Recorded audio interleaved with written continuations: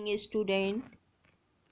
आज हम हिंदी तरंग पाठमाला कक्षा 6 का पाठ 2 भाई पढ़ेंगे। यह कहानी है जिसके लेखक श्री सुदर्शन जी हैं।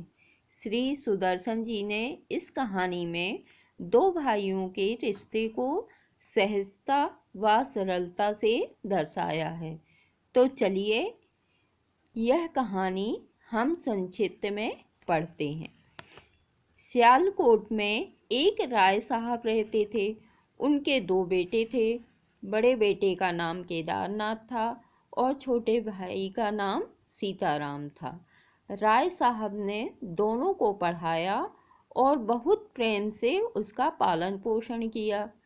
बड़े बेटे के योग्य हो जाने पर उसका विवाह कर दिया, किंतु छोटे बेटे के विवाह के योग्य होने के पूर्व ही उनकी मृत्यु हो गई।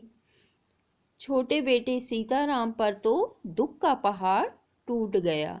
वह पिता के बिना एकदम अकेला पड़ गया। साथ ही उसका बड़ा भाई भी उससे विमुख हो गया, जिससे वह बहुत निराश हो गया और 10वीं कक्षा में फेल हो गया।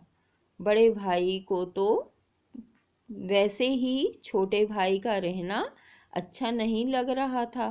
साथ ही उसके फेल होने से उसको मौका मिल गया और उसने छोटे भाई को मार पीट कर घर से निकाल दिया। केदारनाथ संपूर्ण संपत्ति का मालिक बन गया और छोटे भाई की परवाह किए बिना अपना जीवन ऐश्वर्य से जीने लगा। इस प्रकार 40 वर्ष बीत गए। केदारनाथ संपूर्ण संपत्ति का अपव्यय कर निर्धन बन गया। उसने धन को शराब और जुए में खर्च कर दिया और एक एक पैसे के लिए तरसने लगा। अपने बीमार पत्नी और निर्बल बच्चे का बोझ उसके सिर पर था। उसने सियालकोट को छोड़ रावलपिंडी में रहने चला गया, परंतु वहां पर भी उसे कोई काम नहीं मिला, जिससे उसने चोरी करने का सोचा और रावलपिंडी के एक धनिक के घर में घुस गया और ताला तोड़कर सोने के आभूषण और नोटों की गठरी उठाकर जाने लगा।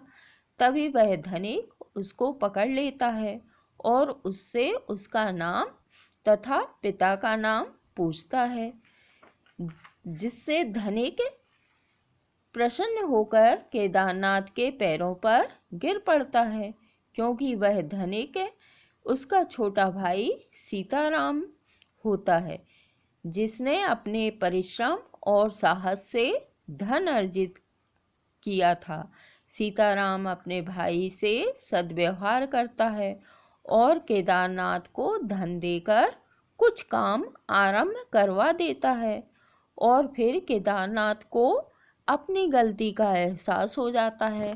उसे समझ आ जाता है कि वह पारस्परिक प्रेम और स्नेह ही जीवन में महत्वपूर्ण है और इस प्रकार केदारनाथ भी धनिक हो जाता है। तो देखा आपने कि लेखक ने इस कहानी के द्वारा हमें यह संदेश दे रहे हैं कि परिश्रम हमारे जीवन में बहुत महत्वपूर्ण है और धन को समझदारी से खर्च करना चाहिए, व्यर्थ व्यय में नहीं गंवाना चाहिए। Thank you.